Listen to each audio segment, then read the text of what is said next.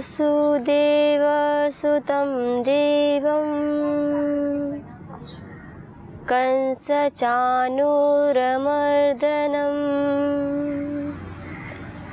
देवकी परमानन्दं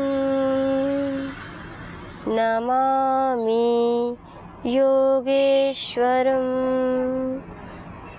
नमामि योगेश्वरम् नमामि योगेश्वरम्।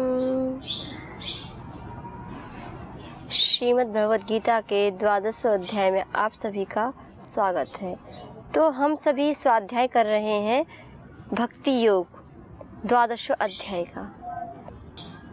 प्रसंग चल रहा है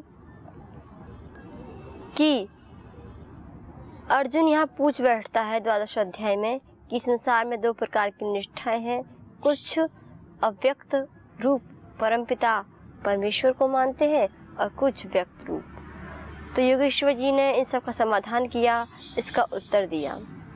अब बात आती है, अर्जुन के मन में एक प्रश्न उठता है कि जो इतने तत्व आपने बताए हैं ये कैसे होगा। जो अर्जुन विचलित हो जाता है तो योगेश्वर जी कहते हैं, हे अर्जुन सुन, मय्येव मन आधत्स्व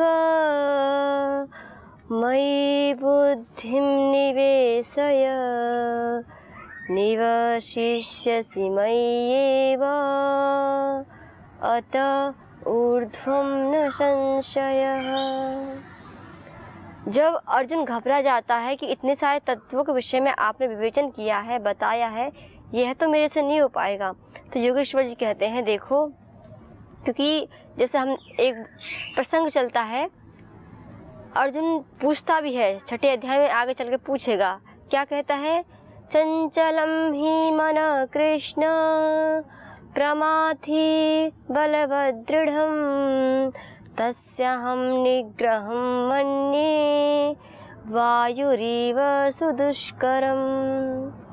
जैसा कि अभी 6ठे अध्याय में आगे कहेंगे, अर्जुन यही बात उनकी यहाँ पर भी उत्पन्न हुई है। उनके मन में शंका जिज्ञासा उत्पन्न हुई है कि आप तो जो इतनी बड़ी बड़ी बातें बता रहे हो, ये तो मेरे लिए, अर्थात मैं इस सभी तत्वों को अपने जीवन में घटाने में असमर्थ हूँ। मेरे मन में इतना सामर्थ्य नहीं है कि जैसा आप बता रहे हो मैं ऐसा कर सकूं। तो योगेश्वर जी कहते हैं कि ठीक है, तो ऐसा करो, जब अपने मन को आप इतना समझ रहे हो कि ये मन आपका नहीं कर पा रहा है, तो अब योगेश्वर जी कह बैठते हैं कि मय्येव मन आधत्स्व मयि बुद्धिं निवेशय निवशिष्यसि मय्येव अत ऊर्ध्वं न संशय। कि फिर क्या करना, मेरे में ही अपने चित्त को लगा दो, मेरे में ही अपनी बुद्धि को लगा दो और मेरे में ही फिर निवास करो, और फिर इसके बाद तुम निश्चित रूप से ही ऊर्ध्वता को सत्वगामी होगे। आपको फिर इसके लिए संशय नहीं करना चाहिए, अर्थात इसमें कोई संशय ना हो, फिर आपका अवश्य ही कल्याण होगा। यह बताया योगेश्वर जी ने।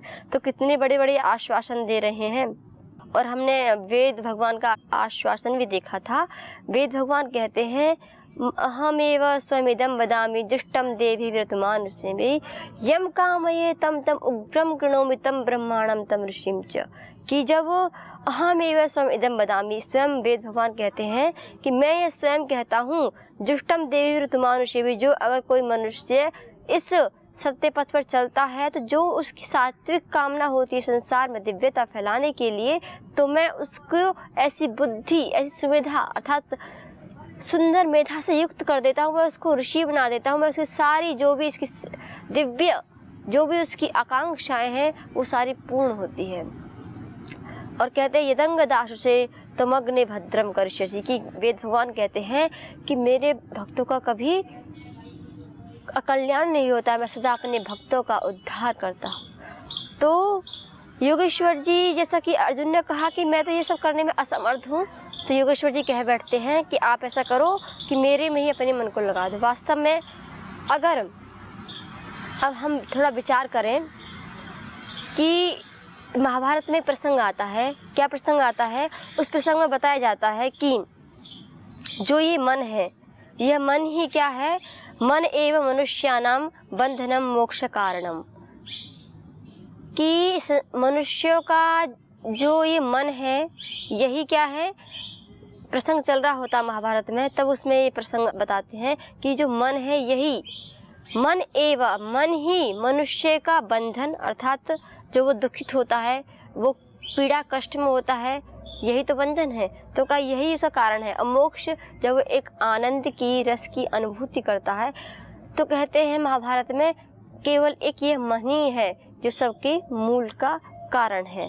तो इतनी बड़ी गूढ़ बातें महाभारत में बताई गई। तो यहाँ पर इसलिए कहा योगेश्वर जी ने कि देखो, जब मेरे में मन लग जाएगा तो स्वतः ही जो आप चाहते हो कि मैं जो ये तत्वों का विवेचन कर रहा हूँ आपके जीवन में घटित हो, तो स्वतः ही वह हमारे जीवन में घटित होने लगता है। देखिए, मन को शांत करने के लिए, अपने वश में करने के लिए अनेकों साधनों का हमारे ऋषियों ने वर्णन बताया है कि हमें इससे पहले ये पता होना चाहिए कि इस मन के गुण क्या हैं। क्योंकि यहाँ पे योगेश्वर जी ने सबसे पहले क्या कहा कि मन को मेरे में कर दो, फिर इसके बाद तुम संशय मत करना कि अवश्य ही तुम ऊर्ध्व गति को प्राप्त होगे। तो अब हम इस मन के विषय में थोड़ा चिंतन मनन करते हैं कि इस मन की क्या शक्ति है, इसका क्या गुण है। तो मन क्या है, जो मन है मनुष्य का, उसके क्या गुण है। यदि हमको ये मालूम हो जाए कि इसके क्या गुण है, अर्थात ये कितनी दूर दूर तक जाता है और इसको अपनी इच्छा अनुसार चलाना फिर मनुष्य के लिए बहुत ही सरल हो जाता है। अगर हमें ये पता चल जाए कि इसकी यह कैसे, देखो एक उदाहरण दिया जाता है, जैसे कि हमारे जो ऋषिगण थे उन्होंने क्या किया, हमारे प्रत्येक शरीर की एक नस नाड़ी को उन्होंने खोजा, शरीर के अनुसार तत्वों द्रव्यों को खोजा जिनसे शरीर का निर्माण हुआ है, और साथ साथ में उन्होंने संसार के बनाने में जो तत्व हैं उनको भी खोजा। जैसे कि जो पदार्थ हैं जो संसार को बनाने के प्रयोग आती हैं, उनके विषय में ऋषि ने पूरा पता लगाया। जैसे कि वैशेषिक दर्शन में बताया जाता है, क्या है, पृथ्वी, जल, तेज, वायु, आकाश, काल, दिशा और मन, ये 9 द्रव्यों का वर्णन आता है वैशेषिक दर्शन में। वहाँ बताया जाता है कि कैसे इस संसार के जो वस्तु हैं कैसे बनी हुई, इसमें क्या क्या द्रव्य लगते हैं। तो ऐसे ही ऋषियों ने इन द्रव्यों के स्वरूप का लक्षण और गुण बताया। जैसे पहले नंबर पर आता है जल, वायु, आकाश। ऐसे पृथ्वी के गंध के, अर्थात इसका लक्षण क्या है, तो बताते हैं पृथ्वी का लक्षण है जिसमें सुगंध आए। जल का बताते हैं कि जल का लक्षण है जो रस से भरपूर हो। ऐसे तेज का है रूप। ऐसे करके ऋषियों ने वैशेषिक दर्शन में इसका पूरा विस्तार से बहुत ही अच्छी प्रकार से बताया गया है। तो ऐसे ही हमारे ऋषि मुनियों ने भी उनको छोड़ा, फिर ऐसे ही करते करते जो 9वें नंबर पर उनके बारे में बताया हमारे ऋषि मुनियों ने, ऐसे ही करते करते जो 9वें नंबर पर जो पदार्थ है वह है मन, फिर उसके विषय में बताया। और इसके विषय में कि अगर हमने भी बोला था कि हमें ये पता चल जाए कि हमारा जो मन है इसकी कितनी बड़ी महिमा है, अर्थात इसमें कितना बड़ा सामर्थ्य है, ये कहाँ कहाँ तक जा सकता है। अगर यह हमें पता चल जाए तो हमारे लिए आसान हो जाता है कि हम इसे अपने अनुसार चलाएं। तो न्याय दर्शन में एक बहुत अच्छा बताया गया है क्या, इस मन के बारे में, कि न्याय दर्शन ने कर्ता अर्थात मन के विषय में एक महत्वपूर्ण बात बताई है। ये फिर जिससे क्या होता है कि फिर उससे मनुष्य अपने मन पर अपना नियंत्रण कर सकता है। जैसे हमें किसी शत्रु पर नियंत्रण पाना है, जीत करनी है, तो हमें अगर उसका जो कमज़ोर पॉइंट है वह पता हो तो हम उस पर जीत सकते हैं। कि इसकी ये कमज़ोरी है तो हमें उस कमज़ोरी को देखते हुए वहाँ हम आघात करते हुए हम उसको जीत सकते हैं। तो ऐसे ही जो ये मन है इसकी भी एक कमजोरी है। तो बताते हैं ऋषिगण, एक सूत्र है न्याय दर्शन में कि युगपत ज्ञानानां उत्पत्तिर मनसो लिंगम, युगपत ज्ञानानां उत्पत्तिर मनसो लिंगम।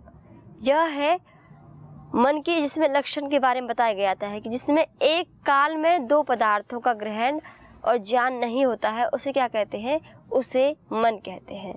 तो यह एक बहुत ही मुख्य महत्वपूर्ण जो पॉइंट है ये ऋषियों ने बताया कि युगपत ज्ञानानां उत्पत्तिर मनसो लिंगम, कि मन वह है जो केवल एक समय में एक काल में केवल एक ही ज्ञान का, एक ही वस्तु का ग्रहण कर सकता है। एक समय वो दो वस्तुओं, दो ज्ञान का ग्रहण नहीं कर सकता है। तो ये हमारे ऋषियों ने ये एक बहुत ही अच्छा एक साधक के लिए पॉइंट बताया कि अगर वह इस तत्व को जान ले तो कहते हैं ये फिर उसके लिए सरल हो जाता है। क्या कि एक बार बलपूर्वक अगर वह अपने मन को उस परम पिता परमेश्वर में लगा दे, तो कहते हैं हमने अभी बताया मन का लक्षण कि जो एक काल में, एक समय में केवल एक ही जान कर सकता है, तो फिर उसका मन फिर उसी में ही लगा रहेगा। तो फिर इतनी बड़ी जो कहें कि एक मुख्य पॉइंट साधक को मिल जाता है। तो इसलिए कहा कि हमारे ऋषि मुनियों ने इस संसार के जो कैसे इस संसार का निर्माण हुआ है, कैसे इस शरीर का निर्माण हुआ है, इसके साथ साथ हमारे इस आध्यात्मिक जो विषय हैं उनके गूढ़ विषयों के बारे में बताया। तो यह एक महत्वपूर्ण न्याय दर्शन का सूत्र है। अगर साधक इसको जान ले कि हमारा मन ऐसा है, अगर एक कहीं पर लगा दें तो एक निरंतर उस प्रवाह में चलता जाता है, तो क्यों ना हम अपने मन को भगवान की ज्योति की ओर लगाने में समर्थ हो जाए, तो फिर हमारा मन उसी ओर लगेगा। तो यह एक बहुत ही महत्वपूर्ण बिंदु जो हमारे ऋषि मुनियों ने न्याय दर्शन में बताया। तो एक ऐसा ही प्रश्न आता है प्रश्नोपनिषद के तृतीय प्रश्न में। प्रश्नोपनिषद है उसका प्रश्न है, तो उसमें यह प्रश्न आता है कि यह जो मन है इस शरीर में कैसे आता है, क्योंकि इसमें बात चल रही होती है कि पूरे प्रश्नोपनिषद में क्या होता है, इसका नाम रखा कि प्रश्न उपनिषद। उसमें जिज्ञासुगण जो शिष्य होते हैं प्रश्न करते हैं इस भौतिक संसार को लेकर और अपने शरीर में जो घटित हो रही जो घटनाएं हैं उनको लेकर, अर्थात कहाँ से किस तत्व से हम ऊंचा उठ सके उसके बारे में विषय में ये चर्चा चलती है। तो उपनिषदकार पूछते हैं कि वहाँ प्रश्न उठता है कि इस शरीर में मन कैसे आता है। इसका उत्तर उपनिषदकार ने बहुत ही अच्छे प्रकार से दिया है। कहते हैं कि मनोधिकृतो नायात्म अधिस्मिन् शरीरे, अर्थात मन कैसे आता है। वहाँ प्रश्न आता है कि मन कैसे आता है, इंद्रियां कैसे आती हैं, कैसे काम करता है, कैसे वायु होती है, कैसे प्राण अपना कार्य करता है। अनेकों ऐसे सैकड़ों प्रश्न हैं ईश्वर के विषय में, अपने आत्म तत्व के विषय में वहाँ बताया जाता है। तो ऐसे ही इस प्रश्नोपनिषद में यह प्रश्न आता है, तृतीय प्रश्न। तो उसमें यह प्रश्न पूछा तो बताया मन के काम से शरीर में आता था। जो मन जो शुभ अशुभ जो ये एक संकल्प करता है, जो इसके विचार होते हैं, उसके कारण से यह शरीर में आता है। तो यह है मन के आने का कारण। और योगेश्वर जी यही कह रहे हैं कि अगर मनुष्य अपने इस मन को मेरे में लगा दे तो फिर इसमें कोई संशय नहीं है कि उसका उद्धार, उसका कल्याण अवश्य होता है।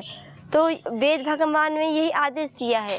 क्या आदेश दिया है कि मन के बिना कोई भी काम मनुष्य कभी भी नहीं कर सकता है। अर्थात वैदिक काल में जो वेद भगवान ने बताया है, इस एक सूक्ति बना दिया, संकल्प सूक्त।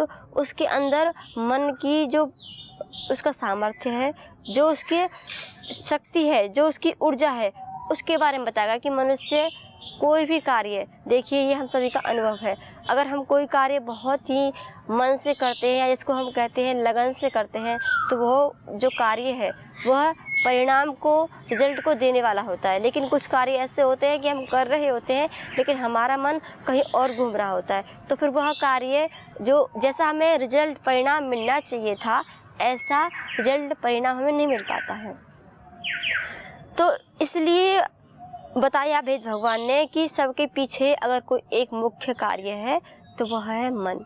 अगर हम किसी भी कार्य में अगर हम सफलता प्राप्त करना चाहते हैं तो उसमें हम पूरे अपने मनोयोग से लग जाएं तो अवश्य ही वहाँ हमें जैसी हमें सफलता चाहिए, जैसा हमें परिणाम चाहिए, वो हमें अवश्य ही मिलता है। तो बताते हैं इस मन की महिमा के बारे में।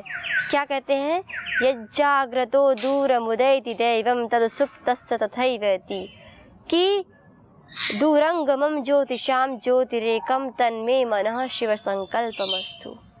तो इन मंत्रों में इस मन की महिमा के विषय में बताया गया है और अंत में कहते हैं कि ऐसा जो मेरा मन है वो क्या हो, कल्याण से युक्त हो, उस परम पिता परमेश्वर से साधक इन मंत्रों के गायन के पश्चात अर्थ की भावना रखते हुए यह प्रार्थना बंधन करता है कि ऐसा जो मेरा मन है जिसका इतना बड़ा सामर्थ्य है, वह मेरा मन कल्याण से, शुभ से युक्त हो। तो कहते हैं ये जागृतो दूरम उदयति, कि जो मन जागृत हो अर्थात जागृत अवस्था में रहते हुए भी दूर दूर तक जाता है। बताना चाह रहे हैं यहाँ पर मन के सामर्थ्य के विषय में।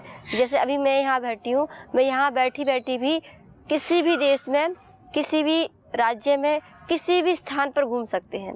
ये सबका अनुभव है कि आप कहीं बैठे हो, कहीं किसी के विषय में चिंतन करते हो, तो इस मन का सामर्थ्य देखो कि है यहाँ, लेकिन विचार वहाँ के कर लेता है। तो वहाँ ये बता रहे कि ये जागृतो दूरम उदयति देवम तो सुप्तस्य तथैवेति। और ऐसे ही जब मनुष्य शयन काल में अर्थात जब रात्रि काल में शयन करता है, और जब ऐसा ही वो मन दूर दूर तक जाता है, जो आपने कभी ऐसे पदार्थ, जो ऐसे वस्तु ना देखी हो, उनका भी आपको दर्शन करा देता है। और फिर कहते हैं दूरंगमम ज्योतिषाम ज्योतिरेकम, जो दूर दूर तक जाता है, जो ज्योतियों का भी ज्योति है। तो अंत में कहते हैं ऋषिगण, जो ऐसा मेरा मन है जिसका इतना बड़ा सामर्थ्य है, तो कहते हैं ऐसा वह मेरा मन क्या हो, शिव अर्थात कल्याण से, कल्याण युक्त भावनाओं से युक्त हो। फिर आगे कहते हैं ये न कर्माण्य पशो मनीषिणो यज्ञे कृण्वन्ति वेथेषु धीराः। और फिर आगे बताते हैं यद पूर्वम अक्षमन्तः प्रजानाम तन्मे मनः शिव संकल्पमस्तु। कहते हैं कि ये न कर्माणि अपसो मनीषिणः यज्ञे कृण्वन्ति वेथेषु धीराः, कि इस मन के बारे में बताते हुए कहते हैं ऋषिगण, वेद भगवान, कि ये न कर्माणि, कि जो संसार के जितने मनुष्य हैं, ये न अर्थात जिस मन के द्वारा कर्माणि अपने कर्मों को करते हैं, और मनीषिणः जो मनीषी लोग होते हैं, जो साधक जन होते हैं, जो महापुरुष होते हैं, जो इस संसार में जो यज्ञ रूपी कर्म करते हैं, वह भी इस मन के द्वारा ही करते हैं। इन मंत्रों में बार बार यही बताया जाएगा कि बिना मन के मनुष्य कुछ भी नहीं कर सकता है। और यदि पूर्वम अक्षमन्तः प्रजानाम, ऐसा जो मेरा मन है, फिर ऋषिगण अंत में कहते हैं तन्मे मनः शिव संकल्पमस्तु, कि वह ऐसा मेरा जो मन है वह शुभ अर्थात शुभ विचारों से, अच्छे विचारों से, अच्छी भावनाओं से, या कहें सत्वमय विचारों से, सत्वमय भावनाओं से युक्त हो। फिर आगे कहते हैं यत् प्रज्ञानमुत चेतो धृतिश्च यज्ज्योतिरेकम अमृतम प्रजासु यस्मान्नरते किंचन कर्म क्रियते तन्मे मनः शिव संकल्पमस्तु। फिर आगे ऋषिगण कहते हैं कि यत् प्रज्ञानमुत चेतो, कि जो प्रज्ञा है, जो हमारी धृति है, जो हमारी बुद्धि है, उनको भी जो आगे ले जाने वाला है, जो ज्योतियों का भी ज्योति है, जो अमृत स्वरूप है। और कहते हैं यस्मान नरते, अर्थात यस्मान अर्थात जिसके बिना, किंचन अर्थात किंचित मात्र अर्थात कुछ भी एक कार्य भी मनुष्य नहीं कर सकता है। तो फिर आगे ऋषिगण कहते हैं कि ऐसा जो मेरा मन है वह शिव अर्थात कल्याणमय युक्त भावनाओं से युक्त हो। ये नेदम भूतम भुवनम भविष्यत परिगृहीतम अमृतेन सर्वम येन यज्ञस्तायते सप्त होता तन्मे मनः शिव संकल्पमस्तु। तो फिर आगे कहते हैं ये नेदम भूतम भुवनम, कि जो ये मन है, ये न इदम, इस मन के द्वारा किया है ये भूत, जैसा हमने इस मन के द्वारा कार्य किया, भूत अर्थात जो हमारा पास्ट अर्थात जो हमारा बीता हुआ काल है, भूतकाल है, और भुवनम अर्थात जो हमारा अभी जो वर्तमान काल चल रहा है, जैसे हम अभी इस वर्तमान काल में जो कार्य कर रहे हैं, और भविष्यत अर्थात जो भविष्य में होने वाला है। कहते हैं परिगृतम अमृतेन सर्वम, ये सब क्या है, ये सारा का सारा इस मन के द्वारा ही हो रहा है। जैसा हमने पास्ट में किया उसमें ये मन था, जैसा मन था ऐसे ही हमें फिर कर्म हुए, और ऐसा ही हमें फिर फल मिलेगा। ऐसे ही अब वर्तमान में जो कर रहे हैं ऐसा ही इसमें मुख्य रूप से हमारा मन कार्य कर रहा है। और कहते हैं और जो भविष्य में जो होगा इसके पीछे भी आपका मन कारण होगा। तो इसलिए ऋषिगण कहते हैं इसकी इतनी बड़ी महिमा है। तो इसलिए ईश्वर से बंधन प्रार्थना उपासना करते हैं कि ऐसा जो मेरा मन है वह शिव संकल्प से युक्त हो, शुभ भावनाओं से युक्त हो। यस्मिन् ऋचः सामयजुंषि यस्मिन् प्रतिष्ठिता रथना वा विभारः यस्मिश्चित्तं सरमोतं प्रजानाम तन्मे मनः शिव संकल्पमस्तु। अब यहाँ तो अगले सूक्त में तो अगले मंत्र में तो ऋषिगण कहते हैं कि यस्मिन, जिस मन में क्या है, हमारी भारतीय संस्कृति में क्या है, 4 हमारे मुख्य वेद है, क्या, ऋग्वेद, सामवेद, यजुर्वेद और अथर्ववेद। तो कहते हैं जिसमें क्या है, सारे 4 वेद प्रतिष्ठित है। बताना चाह रहे हैं कि सब कुछ आपके मन के अंदर ही है, लेकिन उसको उजागर करने के लिए मनुष्य को कर्म करना पड़ता है, पुरुषार्थ करना पड़ता है। लेकिन यहाँ ऋषिगण बता रहे हैं कि सब कुछ आपके प्रतिष्ठित है, आपके मन के अंदर ही है। और कैसे है, एक उपमा देते हैं, जैसे कि एक पहिया होता है, उसमें क्या होता है, रत्ना, जो उसमें आरे लगे होते हैं, तो उसमें जैसे अनेकों प्रकार के जो रथ में जो आरे लगे होते हैं, तो ऐसे ही इस मन के अंदर सब कुछ है। और यस्मिन् चित्तम सर्वभूतम प्रजानाम, और जिस मन में ही सब कुछ है, तो कहते हैं ऋषिगण वह मेरा मन जो है वह दिव्य संकल्पों से युक्त हो।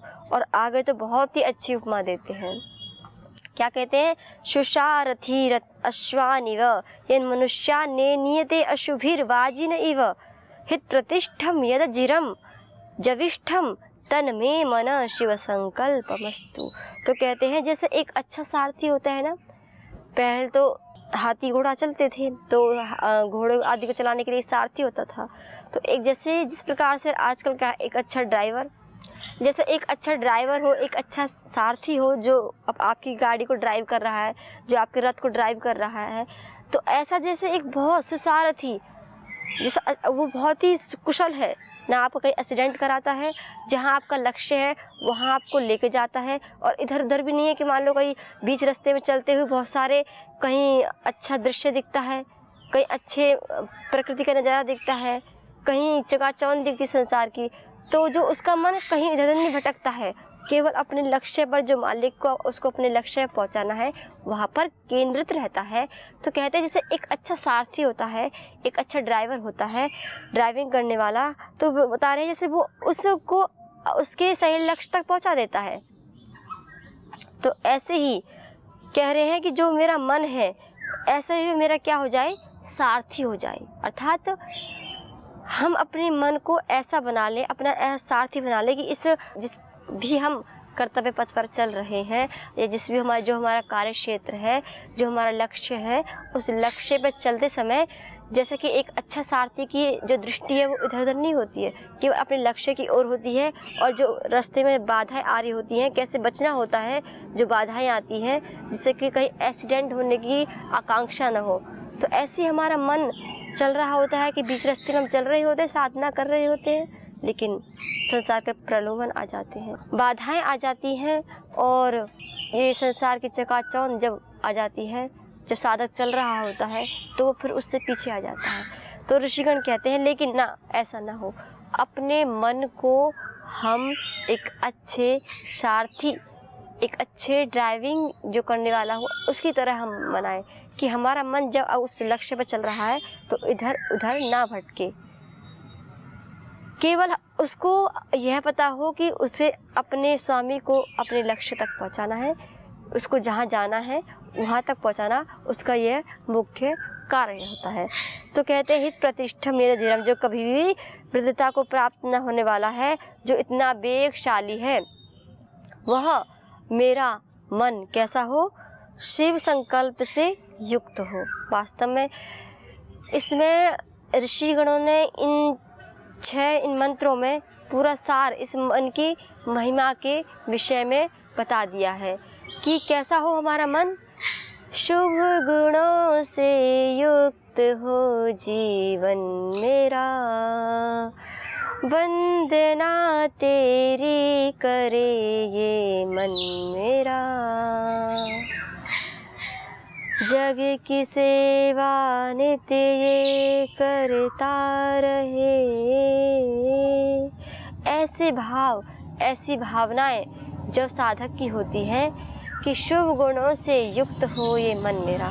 तो जैसा कि जो ये 6 जो मंत्र हैं, इन मंत्रों में जिस मन की महिमा के विषय में बताया गया है, तो फिर अंत में जो कहा कि एक अच्छा सारथी अपने मन को बनाए, तो फिर वह सारथी हमारा मन बन सकता है। फिर वह हमें अपने लक्ष्य तक पहुंचा सकता है। तो इसलिए योगेश्वर जी ने, जब अर्जुन ने यह बोल दिया कि चंचलम ही मनम कृष्ण प्रमाथि बलवद दृढ़म तस्याहम निग्रहम मन्ये वायुरिव दुष्करम, कि हे माधव, हे केशव, मैं तो इस मन को इतना अपने अनुसार चलाने में, अर्थात कहीं अपने वश में करने में इतना कठिन मान रहा हूँ, जैसे कि एक वायु बह रही हो। कभी हम वायु को अपने वश में नहीं कर सकते हैं, तो इसको हम अपने वश में नहीं कर सकते हैं।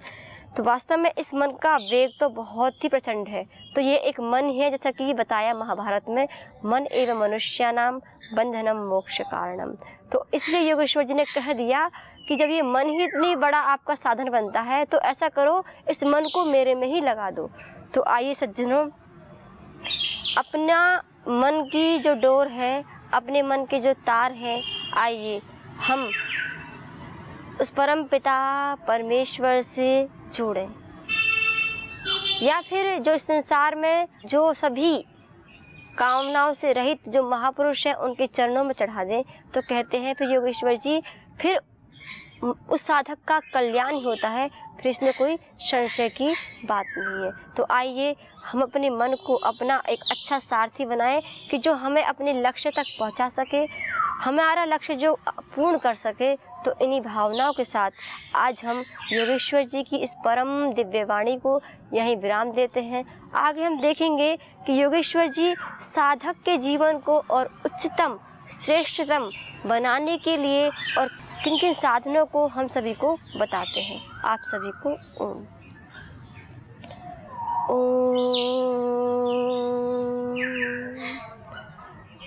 शांति शांति शांति।